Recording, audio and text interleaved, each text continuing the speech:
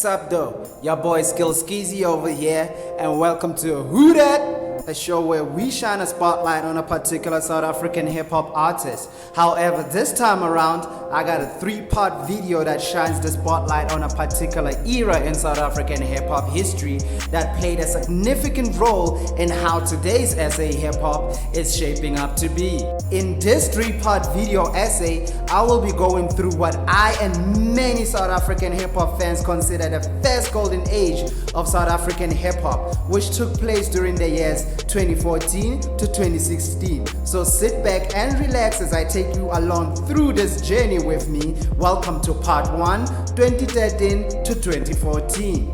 You can take a look into today's version of South African hip-hop without taking some time to rewind all the way back to 2013. See, 2013 was a very interesting year in SA. Jacob Zuma was still the sitting president of the nation, so yeah. I was listening to YFM April 2013 when suddenly a song came on that would change not only how I viewed SA hip-hop, but soon I would realize the rest of the country felt the exact same way too. The name of the song is Gusheshe by an artist that would go on to literally change the game by the name of Casper Nyovest. And he featured an artist many would credit as one of the first artists to truly infuse SA hip-hop with township aesthetics, including dance moves that would go on to defy this era of SA hip-hop. His lyrics were made up of every style of rap you can think of: witty, smart, double play, triple play. Dude was and still is a genius with the pen, and he embodied a subculture within SA hip-hop, all the way from KZN, Mr. OK Malum Cool Cat. For many other people, I have no doubt this wasn't their starting point for when this new wave had arrived, but for me, this is what triggered everything.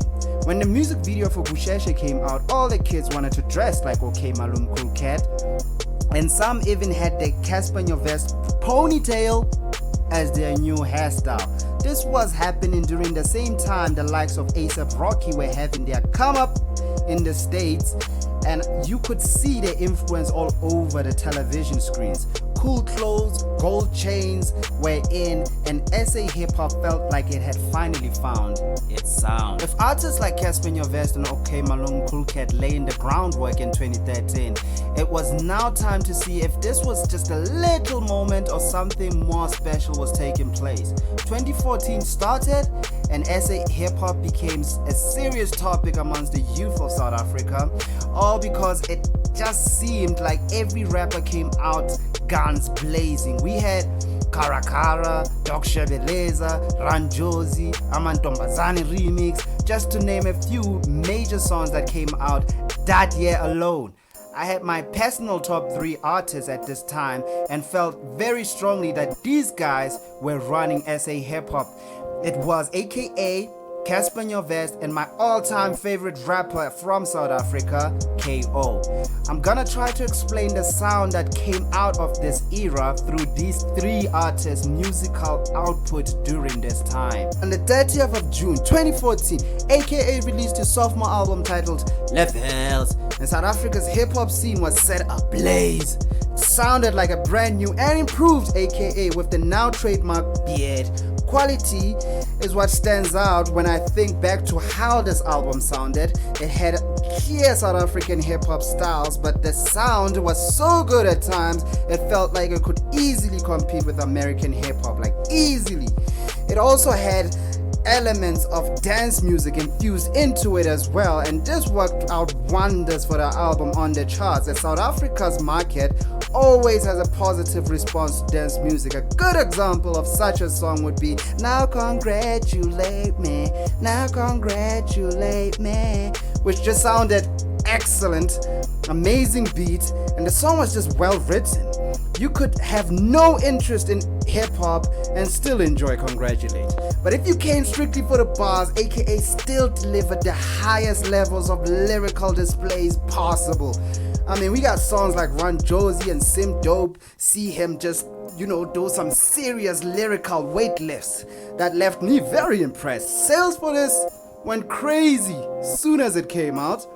He shot some of the best music videos from this era of SA hip-hop and was easily top 3 in 2014. And for some, he was number one. On the 18th of July 2014, Casper Nyovest released his first studio album titled Tsolofelo, and I marked this moment as a defining point in SA hip-hop history. The music Casper Nyovest was recording was a hybrid mixture between trap music and quieter music. Add some Motswako flavor in there and you have the most impactful artist to ever represent hip-hop in South Africa.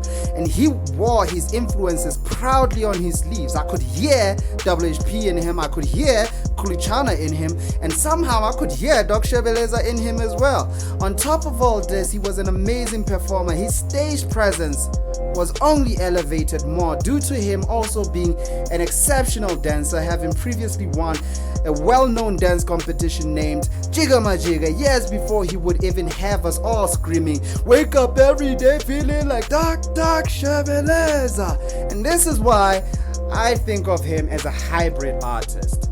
The sound he had put forward was incredibly diverse as well, consisting of old school boom bap type beats to modern trap beats to whiterish beats all the way to house beats. It all translated to an album that sounded distinctly South African instead of it feeling anything like an international effort. This also translated to brilliant sales as well, which was something that had been lacking in South African hip-hop for a very long time. In previous eras, artists who had sold very well in hip-hop were backed by big record labels. Casper changed all this, amassing a huge fan base. People didn't just believe in Casper's music, people believed in Casper Nyovest himself. He presented a very likable and most importantly, very marketable character. When the album reached gold status, he celebrated by dyeing his hair golden, as if the ponytail wasn't enough. And you know what followed? Well, everyone followed. From the young to the old, it didn't matter. Everyone loved Casper. The kids had the ponytail, the teenagers too, and some adults. But look, we're not gonna talk about that one. Casper proved hip-hop was very profitable in South Africa, even for a kid who had dropped out of school to pursue his dreams. And man, when he finally arrived, it was possibly the best time to be a South African hip-hop fan. We were witnessing history right in front of our eyes. And the crazy part about Casper's story was that it was truly just the beginning for him and his monumental career. On the 7th of November 2014, KO released one of my all-time favorite album titled Skanda Republic. And man, where do I even start with this one? First of all, disclaimer, I may be a little biased about my views on just how great this album was, since by the time this arrived, KO was already my favorite rapper in South Africa due to his time spent with Tear Gas. But still, I swear I'm not the only one who felt that this album just solidified and confirmed what a lot of South African hip-hop fans had suspected and wanted for so many years, which is, if KO ever decided to drop a solo project, the whole industry would come to a standstill. And boy, this was a moment in time. I will always be grateful to have experienced this and lived through this. How do I describe this album? Well, if you're into hard-hitting, ghetto-centric, street gospel, uplifting, inspiring, fun, catchy, vibey lyrics along with beats that hit a perfect balance between classic white beats and trap beats that only Lunatic could produce, then this album is for you. The combo of KO and Lunatic is easily one of the best team-ups to have ever blessed South African music, period. They just go together perfectly. And in my opinion, it all resulted in this album having no skippable tracks. It was that good and even well synchronized too, to a point where it would feel weird playing a song from the album and not have that song be followed by the track that is supposed to follow on the album. It was an experience. You just put this in and let it play. No shuffle, no skips. Till this day, I find Skanda Republic to have been a flawless album. If there's any complaints, it might be that it's a bit short, coming in at only 11 songs and lasting about 43 minutes and 32 seconds. But for me, this was just perfection and didn't need anything else to make it great. This one also sold impressively well, and KO along with his Cash Time Live crew were flying high. In my opinion, they were the most exciting to watch. Of course, 2020 hindsight, now knowing how it all ultimately turned out, it is truly unfortunate looking back at what might have been for the crew. However, KO was just beginning and continues to bring out the heat till this day. And it should be made a crime to ever talk about 2014 without mentioning KO, Karakara, and Skanda Republic album. Monumental stuff. And that's where I'll be leaving it for part 1.